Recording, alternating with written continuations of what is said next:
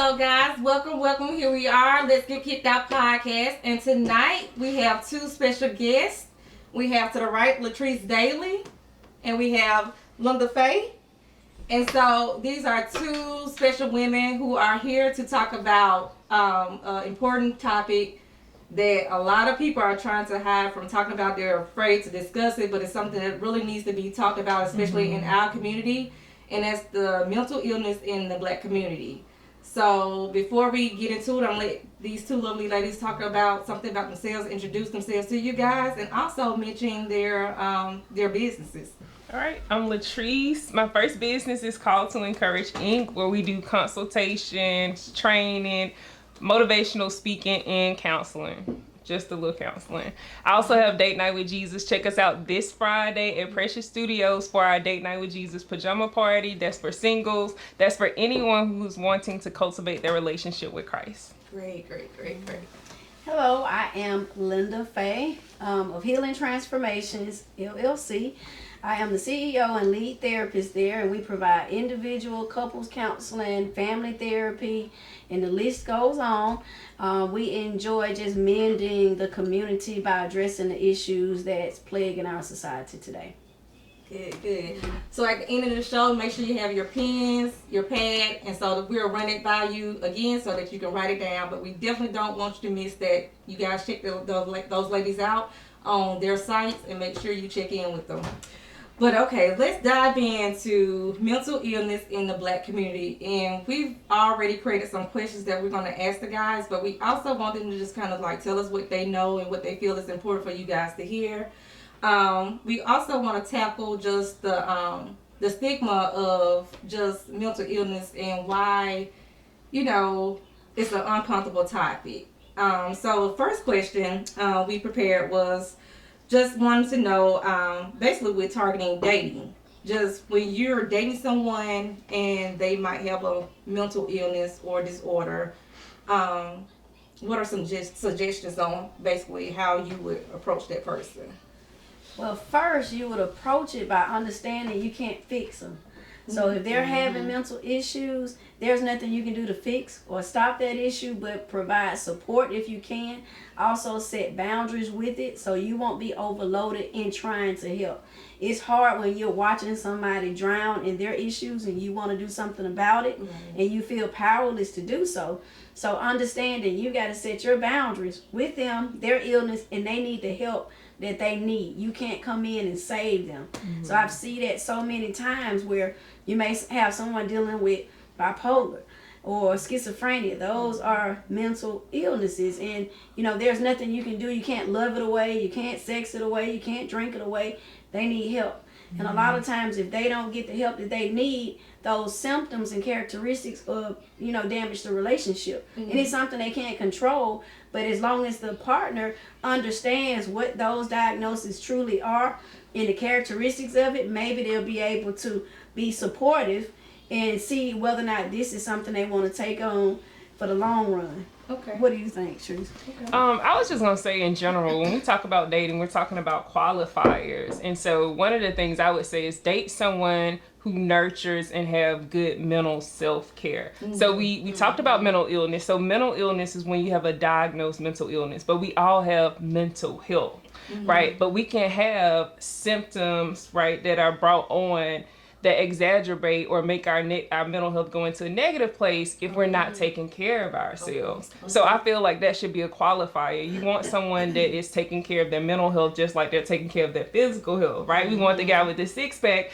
but I want you to have the guy also too that is mentally well. The other thing I would say is just as Linda said, like, mental illness is not a bad thing, and I think we need to do a better job. We talk about how we need to talk about sexual health, physical health, generational, all of this stuff.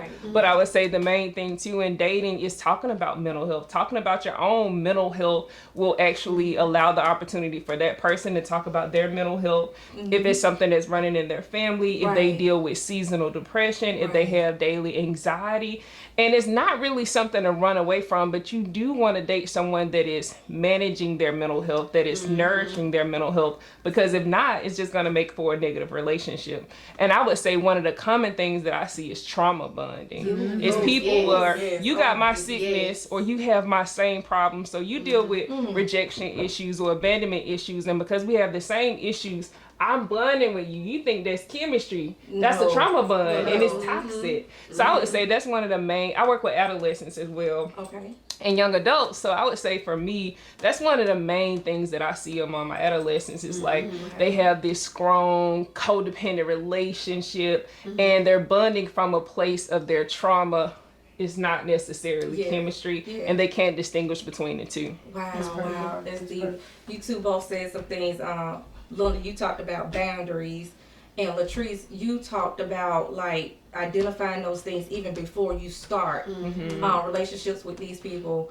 But what about family members that, you know, that's blood, you know, connection. Like you have, you know, no choice, you know, but to be around them in certain kind of ways, and of course control and with boundaries in place. But this is your family. You can't necessarily say, okay, I don't want to deal with you. Well, you don't want to. I mean, so this is the thing. I think as a counselor, I do this, but I also try to do it in my everyday interactions. Is make allowances for people, make room for them. Right? I'm not expecting them to be perfect, and so. As we know, you have someone, if it's a family member that's not their best self, they have some deficiencies mentally and chemically. So one of the things for me, I just try to change my response, right? Because I can't put the expectation on them to do something that honestly they don't have the capacity to have. Let's talk about that. I'm having an expectation, but I can't put an expectation on this person that's limited, that has a mental illness. They don't have the capacity like myself or someone else, so I have to change my response. I think the other thing is sometimes, especially in African American culture, we're always having these slurs about, oh, you know, that's the crazy one, or you know, she bipolar. And so to me, that also too, you're stigmatizing them, even if you're saying it jokingly, right? Now, your family member is not going to come and talk to you about it. Your family member is not going to feel comfortable coming to the gathering because these are the type of slurs that you're using. So one of the things is timing, right? If they're acting inappropriate, it's the time and a place. Yeah, I heard that growing up. It's a time and a place to do those things. The other thing is compassion. Yeah. Compassion. Wow. If I know that this person has a deficiency, if that's what I mean by making room for allowances, be compassionate towards them. It's a time for correction. It's a time for criticism, but timing is key because I can't receive that if you do it in a place that's publicly, right? And it humiliates me. And then again, there we go. We got a stigma again, Right, it right? makes it worse. So it's all to me and your interaction, and that's also the same thing that Linda said. It's just boundaries. And I feel some mental illnesses in the family, such as narcissistic abuse. Come on. So we need to talk about that. We know the girl. characteristics of that. So, and a part of that is control. So if you're under someone's control that you don't want to be under, you have to set boundaries. Again, you have to practice self-care with that. So what that means, I may have to distance myself from that because I understand you're going through this, but at the same time, I don't want to be at the receiving end of your abuse. So we need some, what I call therapeutic distance in order for us to be able to coexist and be able to still be mother, daughter, father, son, husband, wife, whatever it is until you get the help you need. Basically what I'm saying, not feeling obligated to be abused by anybody, whether it's family or not, because sometimes people feel that if we're family, I can talk to you any kind of way. I can do you any kind of way, and we always have secrets that we hide under the rug. There you go. And that's not how it's supposed to be in a family. I understand making room for it, but I'm also set a boundary with it. I don't have to receive your abuse because I have to take care of myself. And you said something. You not. Oh man. In the Black community we hear, which, you know, I know many of us have heard it, that whole what stays in the house, What goes on? happens what in goes this on house in the house stays in stays in this the house. house. Yes. And so that was one of the questions one of our coffee crew members, she's not here, but she wanted to address that with, what mental disorder that, or if that can create one, exactly which specific one with something like that would it possibly create or build? I don't know if that's making sense. It makes sense. It builds anxiety because you feel like I can't get the help I need because if I say something, they're going to be mad. So you're anxious and worried. but yet you're dying on the inside. And you know, I deal with a lot of people that come to therapy afraid. I have people 70 years old and oh, you know, we don't do this way, so it means something wrong with me. Does not mean anything is wrong with you. If somebody has died close to you, if something has happened, you've had a transition of some sort, everybody can use therapy. Doesn't mean something is wrong, but that stigma hold people back. That stigma keep people in bondage. Right. People that's been raped, beaten for Right. years, and it's just been translated through the centuries as a generational curse. And that's big in the Black community. Definitely. So I guess my question to both of you guys, you spoke on trauma. So when you meet someone and you identify that they have a trauma, so how would you respond to that they're not managing it, but you Or even acknowledging it, right, or mentioning even acknowledging it, or like Or mentioning aware. it, they're not even aware. Like how would you deal with that and like come to them and like make them aware of this? Like do you know what's going on? Like So I think one of the things I'll say is that we all have trauma. And even if we're not aware of it, sometimes we're acting from those defense mechanisms. And the thing about trauma is acknowledgement is a part of it, right? But awareness is a part of it, and then action, right? And I'll say that people are at different stages. Sometimes once I acknowledge it, I don't go through those stages from acknowledgement to awareness straight to action, because you're asking me to do something that even now, whether it's I'm narcissistic, I'm manipulating, I'm a liar, avoidance, I play the victim, that has protected me in some place, some form in my life, and I'm still in survival mode. And it may not be a time to, because that's what we have in relationships. So most times you have these people that have trauma and they're in survival mode. You may not be there to harm them, but let me tell you what they believe about that trauma, what their body believes. It's a good book to read on this called The Body Keeps Score. And it's another one called, if I think about it, John Henshaw, if I think about it, Homecoming. Another good book that talks about trauma that we've had even as a kid that maybe we don't remember. We can't put a memory to it, but those defense mechanisms show up. And so I would say the same thing that Linda said. First off, protect yourself. Right? And when I mean protect yourself, I'm not just talking about physically. I'm saying emotionally. Don't subject yourself to it emotionally. And know that like your job, you can say that, hey, this is going on, but that person may not be ready to receive it. They also may not be ready to work on it. But I would say protect yourself first. And tell them timing is key. Remember, you're dealing with a person that has trauma that's very real to them. You're also bringing up a very sensitive subject to them. So even in your bringing it up, I would say bring it out in a place, in a time where y'all are, it's a good time, not at the onset, because again, this is trauma. They're gonna go flight, fright, freeze, and that can escalate them. So I would say timing is key. It might be something that you want to do in person, but I'm also, for me, I think like bringing the problem, what's the solution, right? Bring the solution, don't just bring the problem, and bring your intent. I'm coming from a place of, and I care, I believe in that. Like if you gonna like present this problem, the type of friend I am, I'm gonna bring a solution to see if we can fix this. You know what I'm saying? Okay, so and know that it's a process, because just because that person say that you may come with go to therapy. They can jump into therapy, but it's a roller coaster. And Linda, it's not like a straight line because I'm on the path. Healing is not like that. It's up and down. And so it takes patience. And I would say don't make that a collective job. If you are in a relationship, don't make it where it's both of y'all, because that's an individual journey. You can support, but it's that person's job to navigate that journey. You can support them, but not both of y'all can't do it together. Let me ask you something, friend.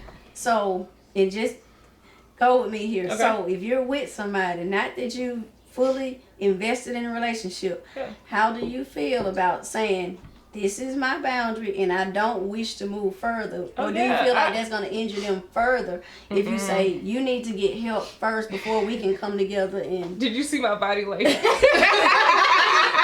I felt my own body language, because this is the thing, right? And we was talking about this when it comes to family. Who you know, that same preference that we give to other people about not wanting to protect them. Who told us that we had to be self-sacrificing and protecting everybody there you else? go. That's the There you same with go. family. That's the same with friends. And I'm like, you know me. First off, I'm like, you know me. I'm with that. I'm like, you know, say that's my boundary. Like, hey, right now, the place that you're at and where you are, like, I'm uncomfortable continuing to navigate it. It could be triggering to you. So yeah, that's your boundary. Yeah. And I would say, yeah, get out of it. If it's going to cost you mental, emotional, physical turmoil, get out of it. Even if you invested. I don't think we should be self-sacrificing. I think, and it goes back to the question that you asked Linda, like repression, internal turmoil, anxiety, depression, all of those things when we're trying to please other people. No, pleasing. you protect Right. your peace, protect your cause, and that's, to me, that's a part of nourishing good mental self-care. Right, Right? self-preservation, I'm not gonna yeah. subject myself willingly to someone that's gonna cause me emotional turmoil, and I mean that in family. And my family will tell you that I'm big on that. Like, this is, if you're gonna interact with me, I need you to interact with me at this level in this way. And if you can't, That's true.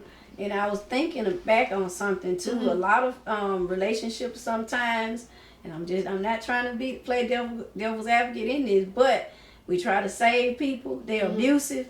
Oh, so and so won't do that again. And if they got mental issues, there's always an excuse, a scapegoat. Yeah. And then you black eye here, this and there, and they got anger issues. They watch their mom. That's not your problem. That's not for you to still stay because they're going through whatever. I'm not saying dropping people cold turkey, but like Latrice said, I've got to take care of me. Right. And if you ain't dealt with Yeah. the trauma of your Right. past, and now it's coming and hurting me and damaging my family and possibly my situation and my children, I'm going to work stressed. I can't focus because you calling me to curse me out for nothing. Ooh, No. child. that's a No. trauma response Right. also. So let's talk about that. Like, Okay. it's a trauma response also. The feel that you need to take care of other people and save other people. And that book I told y'all about, Homecoming, it talks about that, right? If it was conveyed to you that every time you have an issue, that you have a problem, even your emotions, and it didn't have to be something was said. In the book, he gives the example of just facial expressions that his mom made. So Yeah. he would control his environment.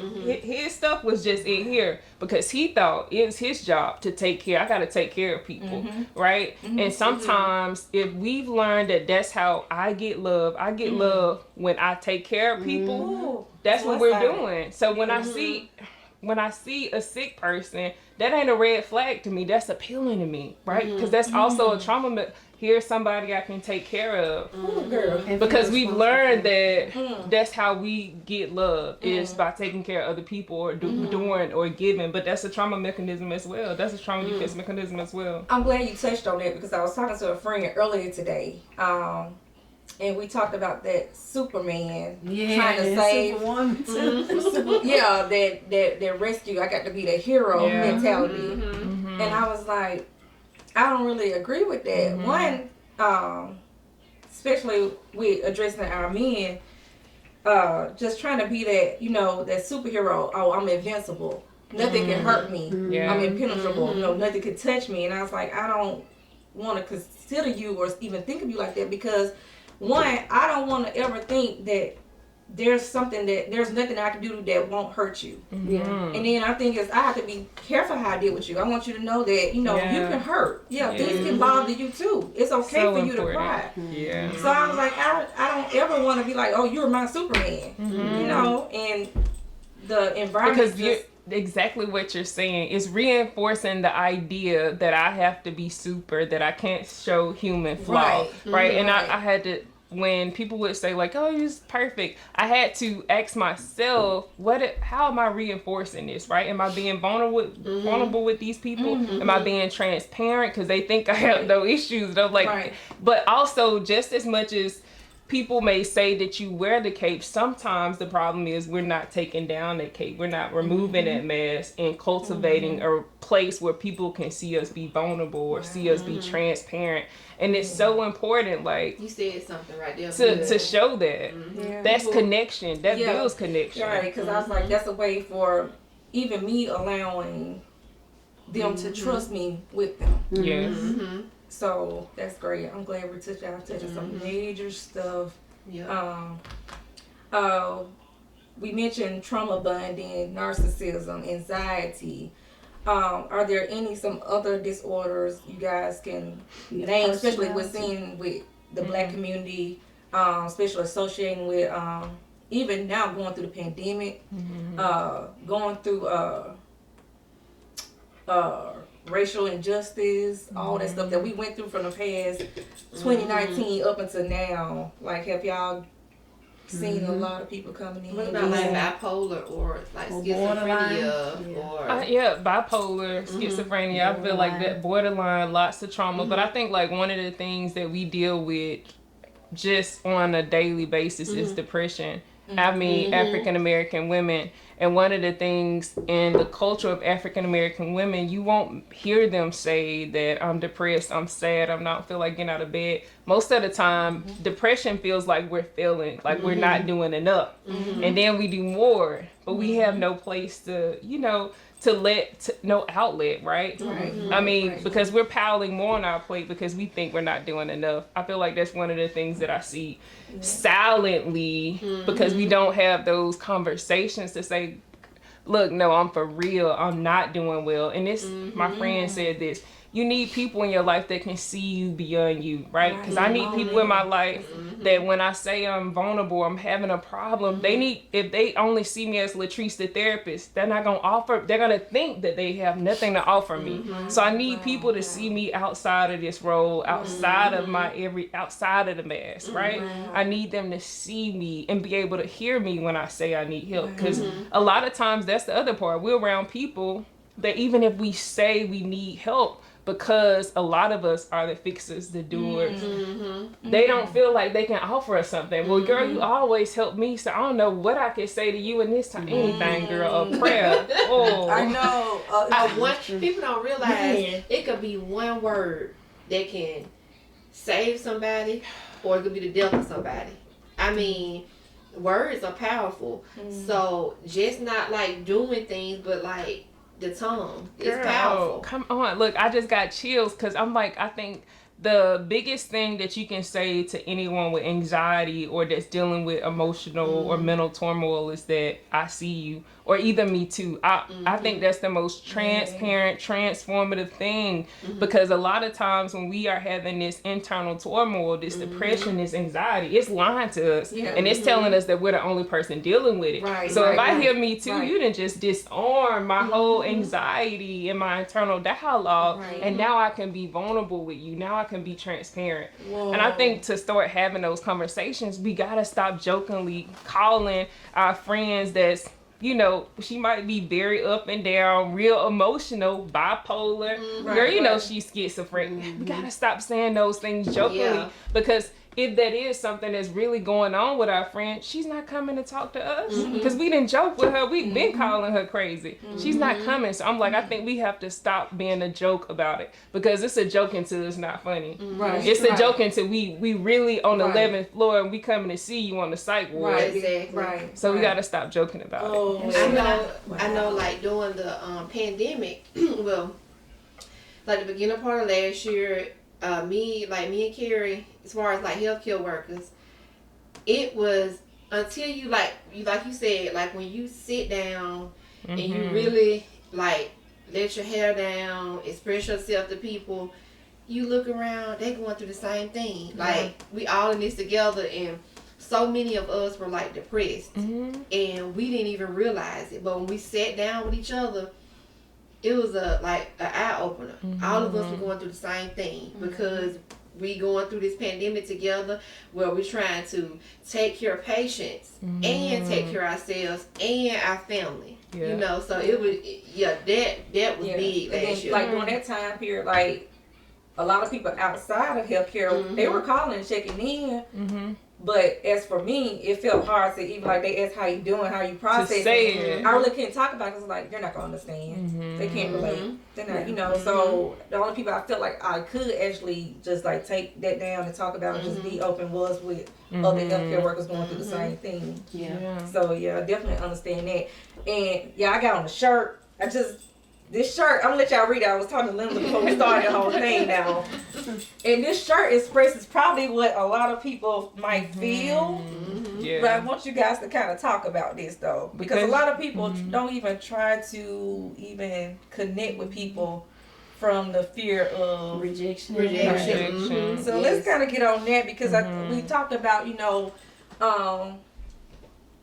being that, tearing down that guard of, you know, having our friend might be dealing with certain things, but they might not feel comfortable with coming to people or going to people, talking to them about issues and stuff like that. Maybe they're dealing with stuff like this. So I'm gonna let Linda talk about this because I think she talks about this really good. We did another one before, and I think, you know, because I'm all about vulnerability, but I think, and I can be fluffy with it, but I think she's tactful with, you know, appropriate places and who, you know, to share those things with. But I think this is one of the things that have came from slavery.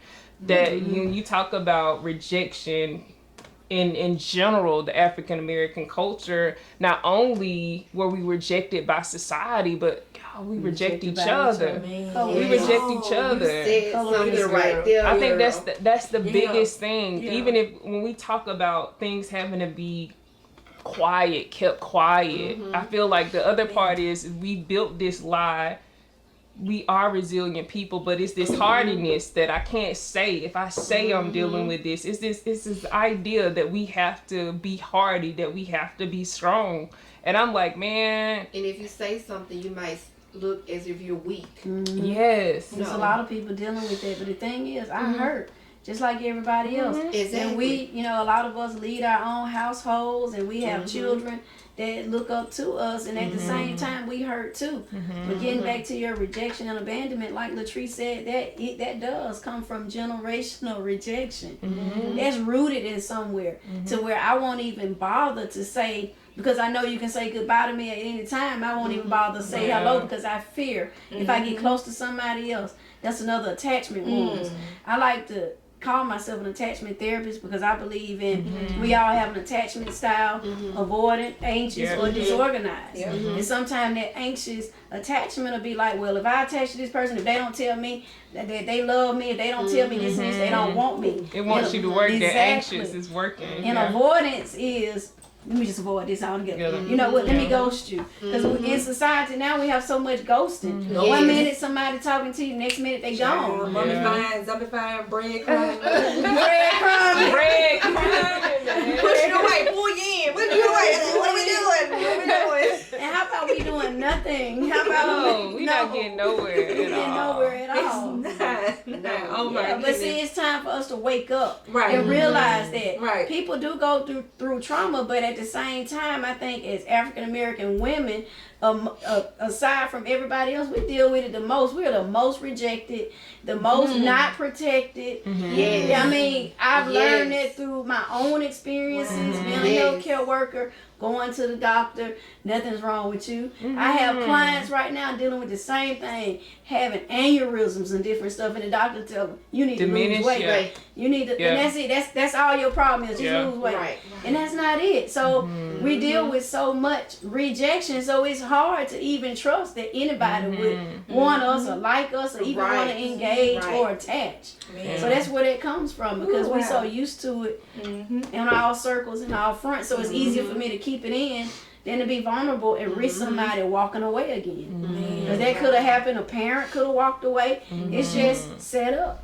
Wow. And y'all mentioned the black community even dealing with slavery. Just one of the things like we like to point out sometimes with even like building families and establishing families, like just going through that from slavery on how the men were, you know, taken and beaten, you know, and all that stuff, and then come home and not feeling like a man, beating their wives, the women, you know, and how that thing, you know, it becomes generational, and you build, and that's basically what you're showing, and you're implanting in your children, and even to trace it up to now, like, we worry about so much oppression from the outside, but even what we're doing with ourselves inside our own homes. Yeah. Like in the Black community, a lot of families, like, people are running from marriages and family just because of this thing that's being passed along. And I don't know if they really can understand or connect that. Yeah, that's true. So it's just like, you know. It's that fear, because it's like, why even try if you feel that that's all it's going to lead to? There's a big dialogue now going on that Black women don't submit. Ooh, girl. Girl. Black women don't submit, but do we Girl. have something to She's submit finna to? calm y'all. Can the viewers hear us? Okay. Do we have something to submit to? I mean, you want to come in and do, I mean, that's what I'm saying. Now there's so many, Leadership is the precursor for submission. If you can lead me, if you are in position, I can be submissive, right? Amen. Lead me, I can be protect me, Yes. provide. If you have a mission. Yes, you gotta know where you taking me. I can't submit to any old have to have a vision. And then getting the same thing over and over again, being treated less than subpar. Yes. And having to still stick it out goes back what Latrice said earlier. We just need to manage, just stay, just hold on, because one day it's going to get better. And it doesn't. You holding on to false hope. You know, most of the women, I can't say most, some households, they're women led. So women are the breadwinners. So they're at this point to where they're like, okay, what are we doing here? If you sitting at home on the couch all day and I'm working and you come home want to fuss and fight, I'm not doing that. I'd rather do this by myself than to have to subject myself to that. And that's where that narrative goes to, where I can go anywhere else and they're going to do this and that. I'm like, okay, well, go have what you want. But at the same time, I'm still going to have my boundaries. That in order for me to feel comfortable with the leadership in front of me, I got to see an example. Are you submitting to God for me to submit to you? If you submit to the world and you doing whatever you want to do, and the family is left to basically fend for ourselves, what are we doing? But I think that just feeds into another thing that people say, and I feel like the message just sent to African American women is that I gotta water myself down to fit in these places. Exactly. I gotta water myself down in the marriage, gotta water myself down in my professional life. I can't be assertive because then I'm an angry Black woman. All right, and then they got men at work intimidated because I'm going up here, and they feel like because they're men they should be up there, and then I can't really have. But most times, if you are professionally thriving, then I think also too that causes some intimidation too in your relationships, because I still want to be led. Even if I'm leading at work, I want to be led in my relationship. But I think a lot of places, as African American women, we are told that we have to water down to fit into these spaces. You just gotta be a little bit, you gotta let the man lead, you gotta act like you need him. Let me tell you what I can't do. I can't just be acting. I just gotta be Latrice. And I feel like that is a mixed message, because it's just like anything. This water bottle was for water. It's made for water. If you keep on trying to put me in these places that I was never destined to fit in, I'm not gonna be fulfilled. Because at the end of the day, I was supposed to carry water. At the end of the day, I'm supposed to be Latrice, and I need to be in places around people that authentically can engage with me. But I feel like as African American women, we're always told to water down. You can't do this. Don't say that. You have to do this. That's how you get a man. And I'm just not subscribing to any of those messages. None of them. None of those messages. Yes. It's all foolishness. I recognize like Latrice and Linda, like what they're both like their key points. Linda is said you got to set boundaries. Boundaries. That's her key point. Latrice, timing is everything. Vulnerability. Y'all. If I ain't said nothing, I want you to know that vulnerability is the true strength. Vulnerability is the true strength. It's not being strong. If you want me to be strong, I can do that with my eyes closed, and it's easy for me to do. I don't have to think about that.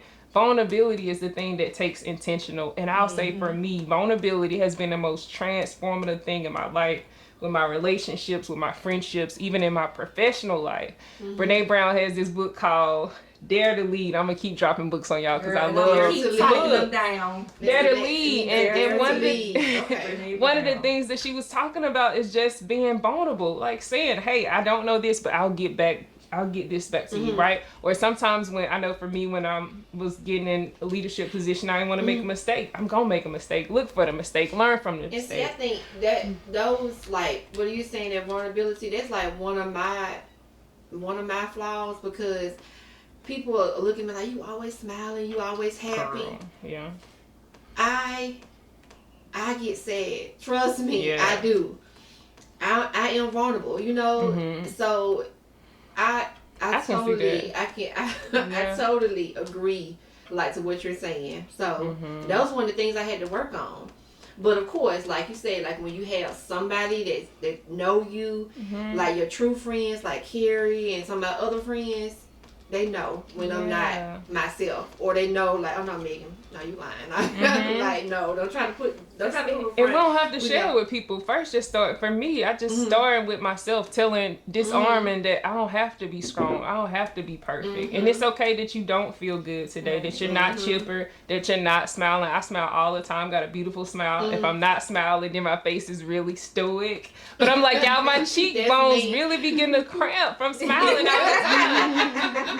Nothing is wrong if I'm not smiling, you know? And sometimes it is things that are wrong. And then smiling is my defense mechanism, or positivity and compassion is my defense mechanism, just as much as, like, and I'm like, sometimes good things can be our defense mechanism. And that's one of the things that I'm noticing with myself. I try to see the positive in everything. I try to see the purpose. I try to see the meaning. I can empathize and be compassionate to anybody, y'all, about anything. I can probably see why they did what they did, even if it's the most horrible thing, for sure. Wait, it's one, not sex offenders. But I'm like, for the most part, I can. And I'm like, that's also to a flaw, because sometimes I'm not letting myself feel other emotions that want to come up. I don't know if y'all seen this little movie called Inside Out. Inside Out, about different emotions that take the front seat. Yes. And y'all seen anger was like, anger was on the front line. And I'm like, for me, probably joy is like on the front line, trying to take that. Let's just be happy. Let's just be. And then you have the gloomy one. Yeah. The gloomy one trying to get up. Then I'm like, Joy, like, nope, sit down. We got this. Gotta let people know. Yeah. And that's the thing, like, just understanding it's okay not to be okay. Today's not a good day. It's important for our kids to know that, because I work with adolescents, and it's so, sometimes we do this check-in, y'all. And they, how are you? Good, great, straight-eyed, chilly, Gucci, fine. And I'm like, that is not a feelings word. And it's important, too, for us to help our kids build emotional intelligence, like, and to show that. It was a lady I was listening to the other day. She was saying that she was married. Her husband had come from this household where a long line of divorces.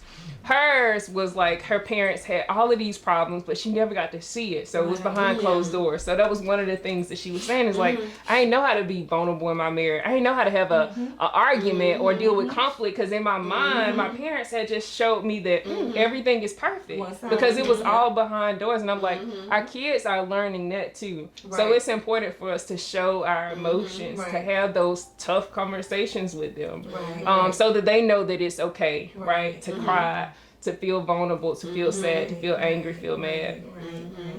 Wow, that's deep, man. That is important.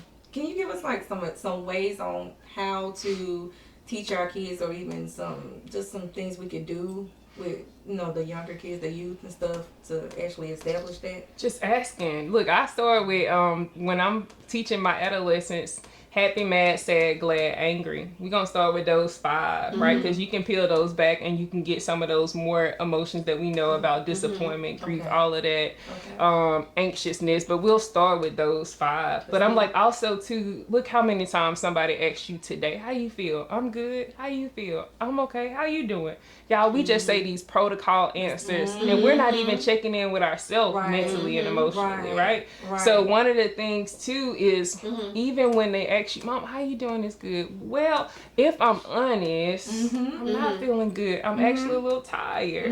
And as you grow with them, learning more words when you say how you feel. Get them to check in mentally, emotionally, Yeah. physically, and spiritually, Yeah. right? Because all of that is important. I can feel blessed spiritually and emotionally still be anxious. Mentally still scattered, and physically I'm in good health. But it's important too, because sometimes when we feel in a bunch of emotions all at one time, I don't know how I feel today. Well, can you peel it back? Let's start with what you feeling with physically. Let's start with what you feeling emotionally. I'm grateful spiritually. You know how African, I'm blessed. Highly favored. Yeah, I'm blessed and about to go off. That's what you need to know. I'm like, but I think we need to have those real conversations. Right. And like Lunda's gonna say this behind me. She's gonna say, not everyone cares, but sometimes I'm not saying how I feel for that person. I'm saying it so I can check in with myself, right? Because I think that it's the same way when we're not telling other people how we're feeling. We're also not wanting to know what we feel ourselves. We're also not wanting to feel those emotions that we're actually feeling. Yeah, I think one of the things I realized, even with having my daughter and just dealing with her, like just being honest with her where I'm what I'm dealing with at that moment, and just telling her, she might be saying, "Mom, what's going on?" And instead of me saying, "Oh, it's okay," or feeling like just because she's a child, she might, can't understand. I'm just like, well, Mama's just not having a good day today because it is. But I try to watch how much I tell her, but at the same time, let her know, okay, yeah, I'm having this problem right here. Because to me, I feel like if I let her know that I'm going through something as well, she can also see, okay, well, Mama going through this, but I also seen Mama how she dealt with it, absolutely. and how it changed, and now so she'll understand. Okay, I can process this too, or she'll be more open to even come home and tell me, well, Mom, this happened today. Yes, you're building that dialogue. Right. You're sending, and I mean that's how you nurture the conversations. I tell parents all the time, if they talking to you and it's adolescent, be glad you are their person. They could be, they could Google it, they could ask, and I know y'all know they ask us questions sometimes that it's like, oh my God, I don't want to deal with this. But look, they could have asked their little friend at school, they could have Googled it, they could have watched a YouTube video. So as long as they're still coming to you with those questions, honor that, treasure that, and swallow some of those emotions that want to come up so that they can keep coming back to you. Definitely, because I have teenage sons, and definitely you're exactly right with that. But it's something I noticed too with some of our black teens that I did want to mention. A lot of them have this fear of getting a driver's license. Because they don't want to drive, because they don't want to risk it getting pulled over. It's several. I've been there. Totally frightened and afraid. So that dialogue, like the things they see on the news and everything that's going on, it affects them too. And there's nobody really to process and talk. So now there's this immense fear, even in my own home. My son said he don't want to drive either because he has this fear that somebody's gonna pull him over and kill him. Oh man! So we gotta have this dialogue. Right. So, lady, so how do y'all? Okay, so if you have a child, teenager that won't talk to you, like how do you peel back those layers to make them comfortable to talk to you? Well, they gotta have a safe place. They've gotta feel safe enough to talk. It may not necessarily be you. So you may have to find them somebody they feel safe around in order to process and talk. Because some of them they won't. They're not going to talk. You can be as warm and inviting and they won't. They'll shut completely down if it's not an environment that they feel safe. What do you think? Yeah, and I'm just, sometimes it's not us. You've not done anything. I mean, it's adolescence. Like I want to, I'm growing into my independence. I want to find life's answers by myself. And I trust myself to do it more than I trust you. And sometimes the auntie I'm an auntie. I don't have kids yet, but a dog. But I'm the auntie, and my sister tell me that I told them that. I said, I know, but I'm the auntie, so it sounds different when I said it, But I'm like, encourage them to have their person, and then get them talking about what it is that they want to talk about. I'm sure if they're not talking to you at all, it's something that they're talking to you about. It might be one thing. It might be that game, that NBA 2K, all of that.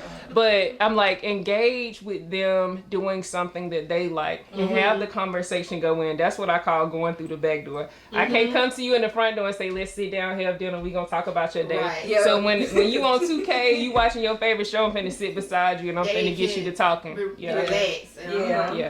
Disarm. Yeah. set out the fence walls. Yeah. Yeah. Well, you guys have been amazing. I'm trying to see if there's anything else. I feel like y'all have hit everything. I mean, can't think of anything else. Anything else you guys want to touch on that we could have possibly missed?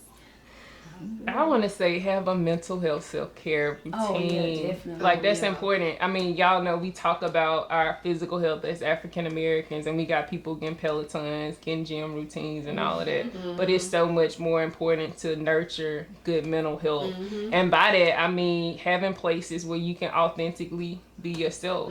Having places where you can have tough conversations about your mental and emotional health, transparent without judgment, and working out, like, because working out does release those feel good endorphins. Having a morning routine, having affirmations, right? Sometimes throughout our day, we're going through the day and we're having these internal dialogue conversations about our day. That's never going out. You're never speaking about it. You're never talking. It's just in you. So it's important too. Like sometimes at the end of my day, I'll write down what I'm grateful for. If I get angry, I'll do that too. I'll just start writing down what I'm grateful for because that disarms my anger, right? But also at the start of my day, I'm starting my day with affirmations, declaration, prayer.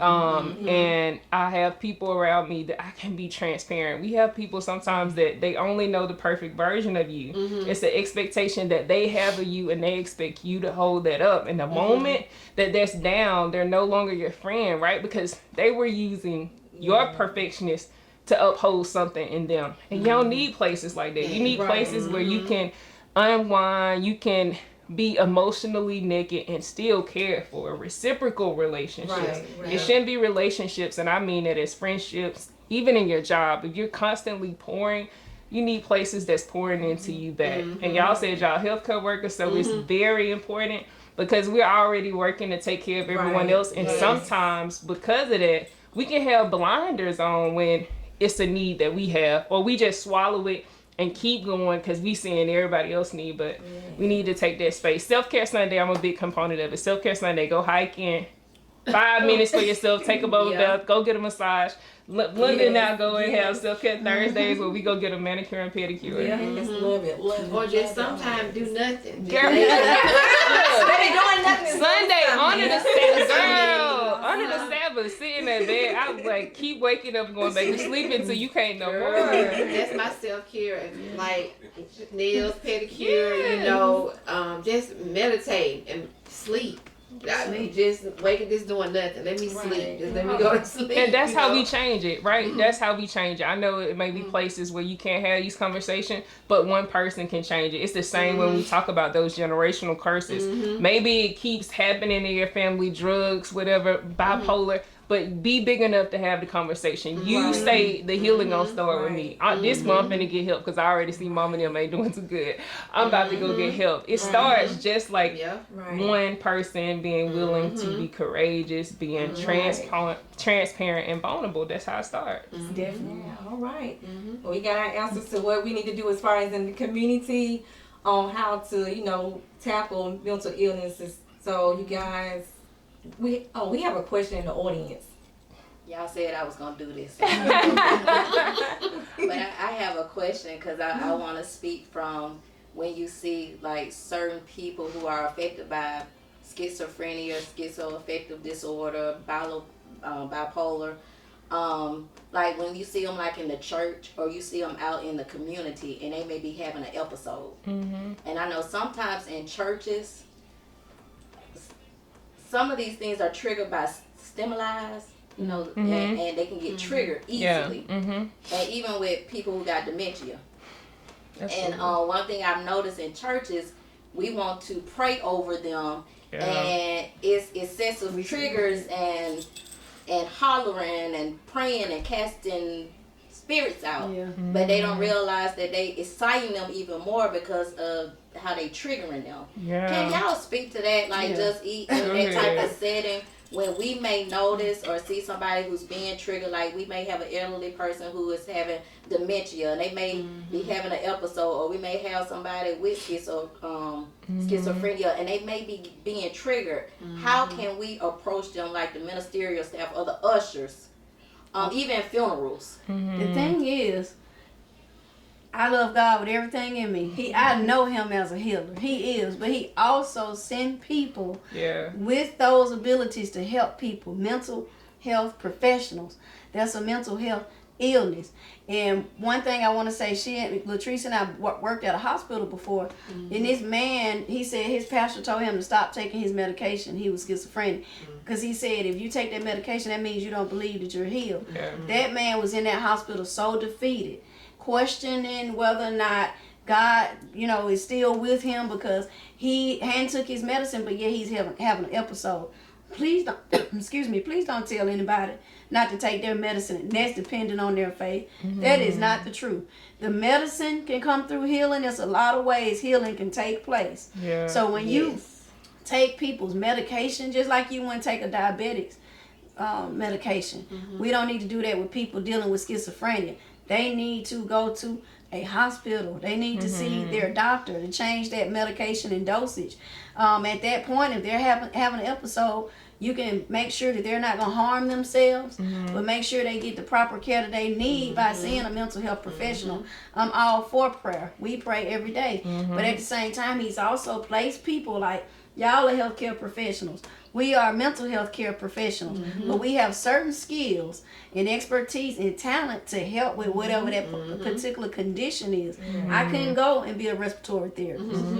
Wouldn't know anything about it. So with that being said, let the professionals do what they do. That does not take anything away from God, because he gave us what it is we have. You come to us, we probably still pray for you too. Exactly. We gonna But pray we for still you. gonna give you counseling. We And gonna your see you to a medication. psychiatrist. You hit on, Linda, you hit on that, because me and Karen, like we were talking about earlier, we dealt with this like even now, like with the pandemic, with people not wanting to take the vaccine, and they having all these myths, and like, I have faith, and yes, we have faith too, but also God gave you 5 senses, and he put people in place to do things to help you also, to go along with your faith.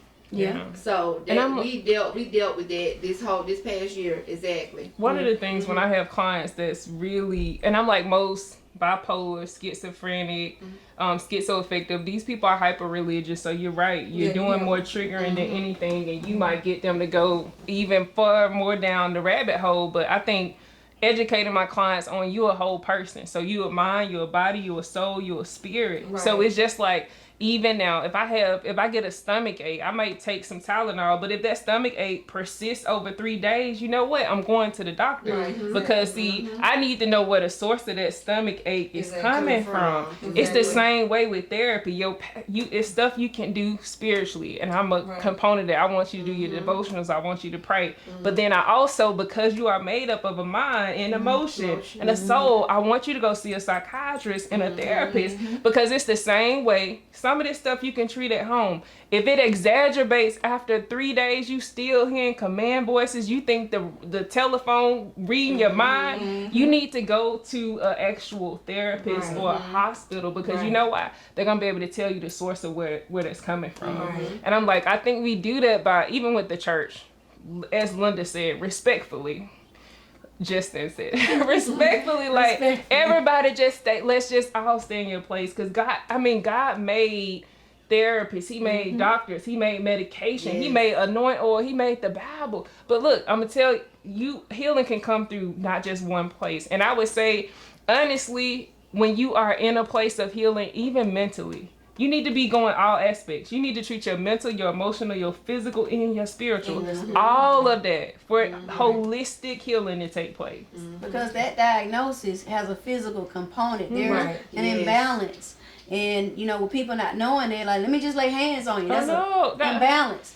That's a dopamine is high. So you got to know those things in order to know how to You help asked people. about like how to approach them. I would say if they are just talking out of their head, and it's not bothering anybody, they're not having any command hallucinations telling them to kill still, I would leave them. Just leave them alone and get them at the end of service, because honestly, they just like anybody else. You put the attention on them, they're gonna give you a show. I'm like, if they're not hurting or harming anybody, and then talk to them maybe after service, like, and we sometimes in my church, in the old church, we had like nurses. And I'm like, sometimes that's needed too, to just have mental health therapists that people can talk to or give resources afterwards. Because you're right, they lay in the hands. Most of these people that have they've been sexually abused. So don't lay hands on them. Don't put the, because I'm like, and they're hyper religious, so you're probably escalating it even more to do all of that. If they not doing that, then they might want to hoop and holler and talk about stuff, and just let them do it. Don't look at them, and then at the end of service, because again, timing is everything. And then being able to engage with them. When we worked at the hospital, it was heartbreaking. This lady said, "You don't see all these cats," and she was just crying. I'm like, "No, man, Because it's very real to them. It's real." And when I said I didn't see the cat, she broke down. She was hurt, and then for somebody not understanding it, they would have thought that was something funny, and it wasn't. This is reality to her. She see all these cats, and we don't see what she see. But that's real to her. That's her reality. So understanding that there's a break in the reality is something mentally, physically wrong that needs to be addressed by the proper channels. Not Reality just, girl, you crazy, or girl, you know you don't see that. You know, that damages people worse. And I would say with dementia, I mean, if it's non-harming, because I know I used to have this patient that had dementia, and she used to think that she had a baby to take care of. But if it was non-harming and it was going to get her to do her task, all right, well, we're going to go take care of your baby, but I need you to brush your teeth first, so then we can see about the baby. You need to take care of your... And that would get her going, because, again, it's very real to them. So I'm like, if it's not harmful, if they're going back and they're going to... Look, I'm going to be there with you. You right, it's there. But if it's a place, do you hear me? Let's rock the baby, because I don't want you to get agitated and upset and haul off and hit me. However, if it's something where I need to tell them, like, no, the reality is this, right? Like the time. I know you think it's morning time, but it is 8 p.m. Remember, we had breakfast, lunch, and dinner. Now it's time for you to go to bed. I'm like, then orient them to reality so that you can get them to do what they need to do.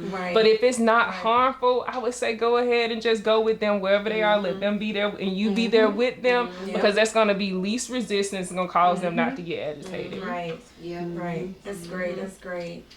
So you guys, I think we're about to wrap it up and come to a close. We're so glad that you took the time to check out the podcast.